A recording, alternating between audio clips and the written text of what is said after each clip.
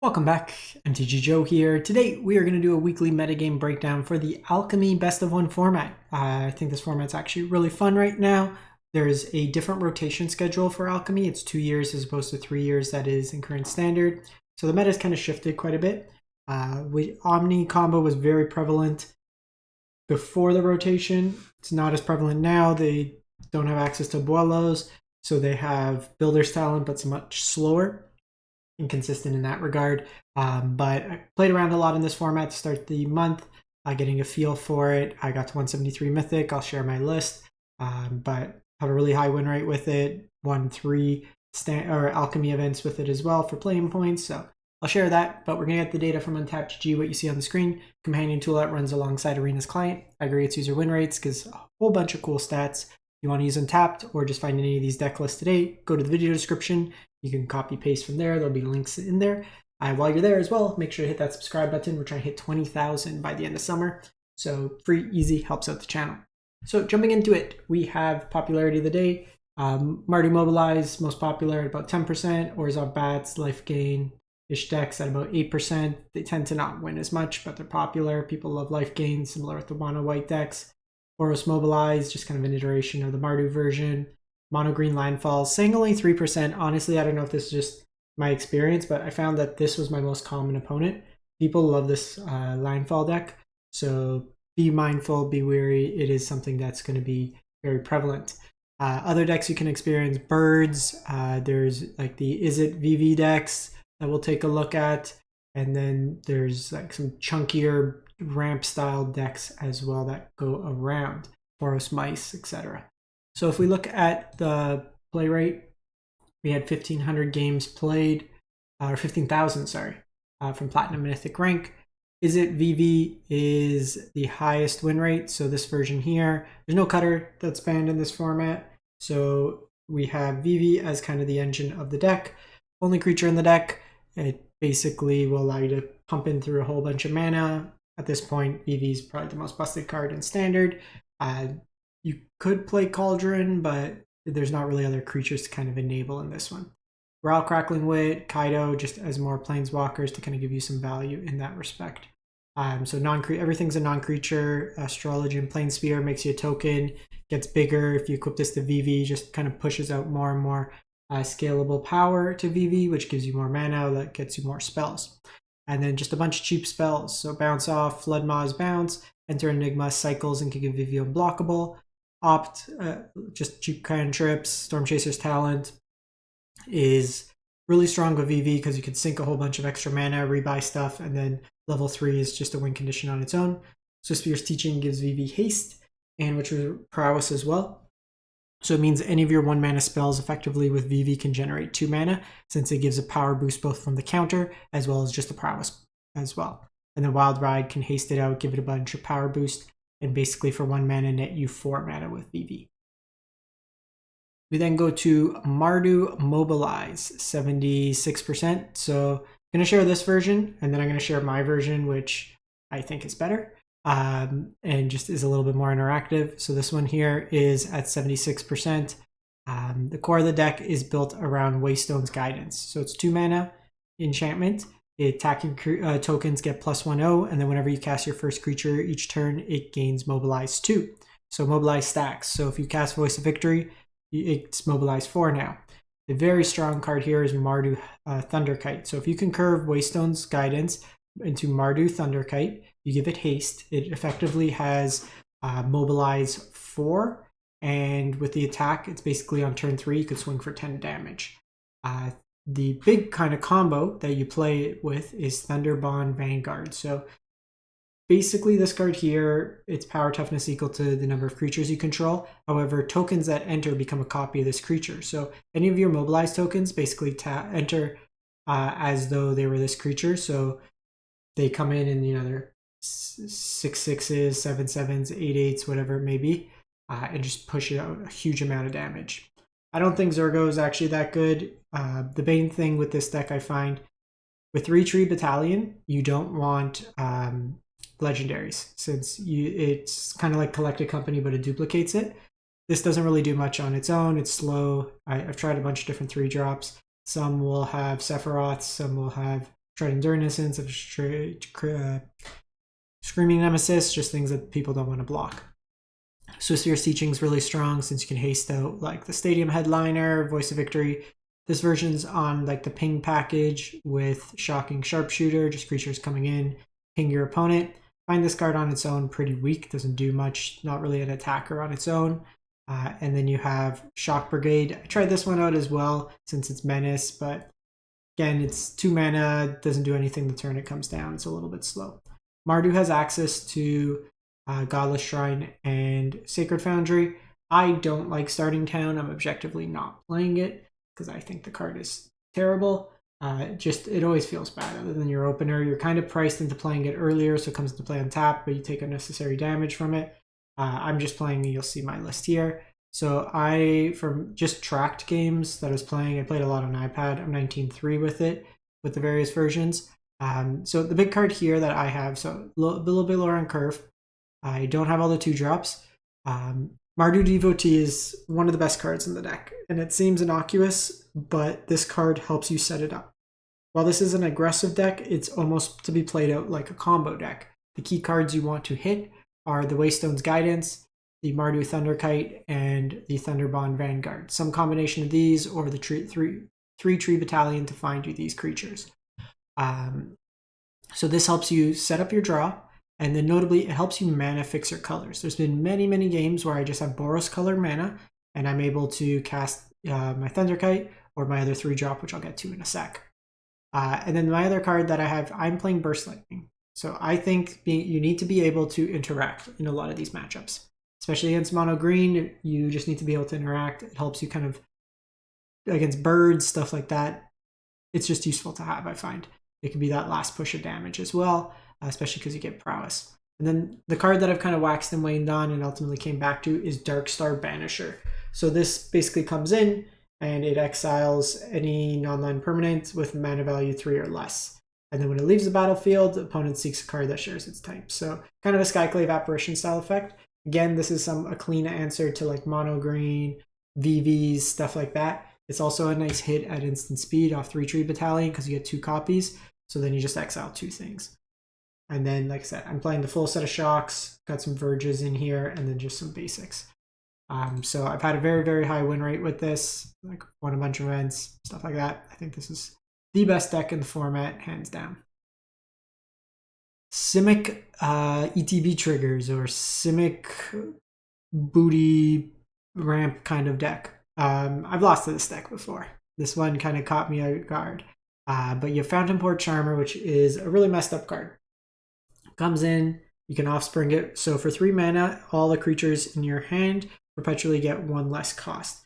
If you kick it, they basically get 2 less cost. So this means that you can have really cheap Bloodvine Regents, Fecund Green Shell, or even like, I got Craterhoof Behemoth out of nowhere when my opponent had like 4 lands in play, just because they had all the effects. Starfield Vocalist doubles your ETB, kind of a Panharmonicon. Fuel Tank Feaster also kind of reduces the cost of cards in your hand. So you're just kind of ramping, getting the ETBs, getting double lands, double draws, double life gain, double Craterhoof triggers, double Regent Bounce, all very strong. Fear of Change, basically, whenever this creature dies, whenever it enters or dies, you exile another creature you control, and then you conjure a random creature with mana value 2 or less. So it's like the that stupid game mode that they do for midweek Magic, Momir. So you just get a random creature, but kind of upgrades your creature. Fresh Start, into the Floodmaw, Paw Patch, just as cheap interaction. Weft Waking, this enters, if you cast it, shuffle your hand, and graveyard, draw 7 cards. First spell each player casts each turn is free, so you just get some value off that. That one's probably one more, but kind of kicked my ass out of nowhere. I didn't know what I was expecting. You never play around Craterhoof, and they had the Craterhoof. So Gruul Delirium, Gruul Aggro is at 75%. So a lot of the stuff we've seen in Standard, but you get access to teachings to haste out stuff. This one's on Esper Origins, Kenai, the Wildfire, Tursa, FOMO, and then the one Alchemy-esque card, in addition to Swiftspear's Teaching, is Verdant Dread. 2 mana, enters. When Verdant Dread or another permanent you control named Verdant Dread enters, you manifest Dread. So flip over look at the top two, one face down is a 2/2 creature, one into your graveyard, and then it's just a mana sink that you can conjure more copies of it into the battlefield, so that you keep kind of both filling your graveyard and then getting that value. See Rootbound Crag in the mana base, as well as like Starting Town, stuff like that. Bant Birds. So blue-white birds, very strong. This one's a Bant version we'll be looking at. So Bant, get access to Little Baby Chocobo. You get Choco Secret Paradise, Traveling Chocobo for card advantage, and then Bartz and Boko as kind of a fight effect. This one here, just whenever, so not a bird, but honorary bird. And this one here will just give base power, 3/3. So if you have like Lords, this one's not actually playing Lords, just all on the Birds plan. The very strong package with Birds is Awestruck Signet. So whenever subsequent creatures with flying enter, you increase its intensity. Once if it has intensity 3 or more, then it becomes a 5/4. So you can copy it with Mockingbird, and then it just triggers, and you just get like an army of 5/4 flying vigilance creatures. This one here, whenever you cast Spell Without Flying, conjure a duplicate into your hand, duplicate gains flying. So you kind of get some value. Some of the chocobos don't fly, so it plays nicely with this here as well. We have then Mono Black Sacrifice. There is an Orzhov Sacrifice list listed that's got like a 70-ish% win rate, but it's a mess. It just looks like people click cards they owned, and they're probably low MMR. I couldn't find like a clean enough version, like of a race past iteration that I liked enough to share. So I'm going to look at this mono black one. So Sephiroth is kind of the engine of the deck. Enters, or when it attacks, you can sack another creature and gain and drain. If it's the 4th instance of the gain and drain, you flip it, you get a permanent Blood Artist emblem, and then you get a 5/5 flyer. So you have things like Infestation Sage, Bloodghast that could come back, Vengeful Blood Witch, Desperate Measures. When a creature dies, you kind of get value, so you can kill your Blood Artist, draw 2, your Bloodghast, get 2 cards, Eat an Alive to sack the stuff. Then you have Stab and Fell as removal, Spectacle of Destruction. Whenever a creature dies, you put a counter on it, and then at the beginning of your upkeep, you seek a non-land card. Then we have Zodriak Umbral God, 5 mana, indestructible. Enters, each player sacks half the non-gods, and whenever a player sacks a creature, you put a 1/1 counter on it. We have Golgari Control, or Golgari Super Friends, or Doubling Season Liliana combo. So explaining how it works, Doubling Season, for those familiar in Commander, will double the number of Planeswalker loyalty counters. So Liliana would come in with 12, so you can immediately ultimate it and make your opponent sacrifice basically everything but one of each of their permanents. The rest of the deck, you have like Overload of the Hauntwoods, Fenrir to help you ramp, Heaped Harvest, Blasphemous Edict as a sweeper, then Hellish Sideswipe, destroy target creature if the sacrifice permanent was a vehicle, draw a card. This one's an odd one to have in here. Doesn't actually do anything without creatures in play. So you have like Replicating Terror, which is like an edict, which is fine. Tasteful Offering. Whenever you sacrifice one or more permanents, seek a non-land card. Kind of a weird setup. Like I figure just like lower removal, but I guess the edict works there. But you're not really playing too many creatures. You have the artifact and like Heaped Harvest, but not too many artifacts otherwise. Stab, Fell would be better in that regard. Sorry, these ones kind of cut me off guard. Never seen these cards before. But kind of give you the idea. I think this shell can be improved on. Like the top end combo is fine. You're probably going to want 4 Overlords, just another way to kind of ramp up, and then just play better, less conditional removal in that sense. So mono green Landfall, bird is the word. So very similar to the standard version. Tifa, Traveling Chocobo, and then Mossborn Hydra all care about lands coming into play. This version, instead of Bristly Bill, is playing Ride the Shipoof. Similar idea to Bristly Bill, but could be a mana sink late. You have protection effects in Snakeskin Veil and Overprotect. It's oftentimes correct to play like a turn behind to keep up protection, because you can often win just out of nowhere. Llanowar Elf helps get ahead of mana. Springbloom Druid, another way to kind of sack lands to get more lands to play. And then you have a bunch of quote-unquote fetch lands that can double up triggers. Mossborn Hydra, Tifa can output huge amounts of damage. We have Boros Mice, just a shade under 70. So Heartfire Hero is nerfed, it's a 0/1, but still all the same effects. We have Manifold Mouse, Emberheart Challenger. We also have Brave Meadow Guard. So 2 mana 1/1. When it enters, you conjure a card called Might of the Meek into your hand. And then Valiant, whenever it gets triggered for the first time, you put a counter on it. One of the engine cards of the deck is Recruit Instructor. So 2 mana 1/1. Whenever one or more mice you control attack, you draft a card from the spellbook. There's a whole bunch of things that target, with the best being Embercleave. And then whenever it becomes the target of spell or ability, you create a mouse. So it's kind of a go-wide engine on its own. Rabid Gnaw as a deal damage effect, but it also targets. Sheltered by Ghost as removal. 5 pieces of burn. Valiant Emberkin, another way to repeatedly target. And then Mabel, Hair of Craigflame. Probably wouldn't play 4 of these. I'd probably do 3/2 or some combination. This card usually can output a lot of damage as well. And then lastly, Azorius Control. So 68%. This one here, just a bunch of cheap interaction. Authority helps against the aggressive decks along with Seam Rip. You have Consult the Star Charts and stock up for card refill. Get Out as a cheap counter. Long River Pull, another cheap counter. So a bunch of ways to deal creatures, kind of situational enchantments.